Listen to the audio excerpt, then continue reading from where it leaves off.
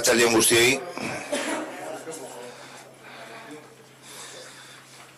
Buenas tardes a todos y todas.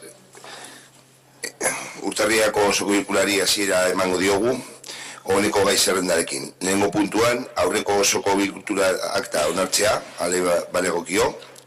Aprobación si procede el acta de la sesión anterior, en este caso sesiones.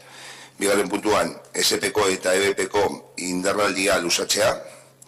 Propuesta de prórroga del ESEP y del EBEP. Hirugarren puntua, SPko 2019ko kudeaketa plana, plan de gestión de normalización lingüística. Laugarren puntua, 2018ko aurrekontu parte hartzaileen proposan irabazleak, propuestas ganadoras de presupuestos participativos 2018. Bosgarren puntua, 2019ko soldata igoera, incremento retributivo 2019. Seigarren puntua, amiantoa ezabatzeko buruzko borobil eta irabaziren mozioa, moción de borobil irabazi para la eliminación del amianto en Ortuella. Zazpigarren puntuan onartutako dekretuen herri ematea, de haciendo cuentas y decretos, eta zortzigarren puntuarekin galderak eta bestelakoak. Ruegos y preguntas. Señor Gehiago, ahí se rendari buruz, alguna cuestión más al respecto.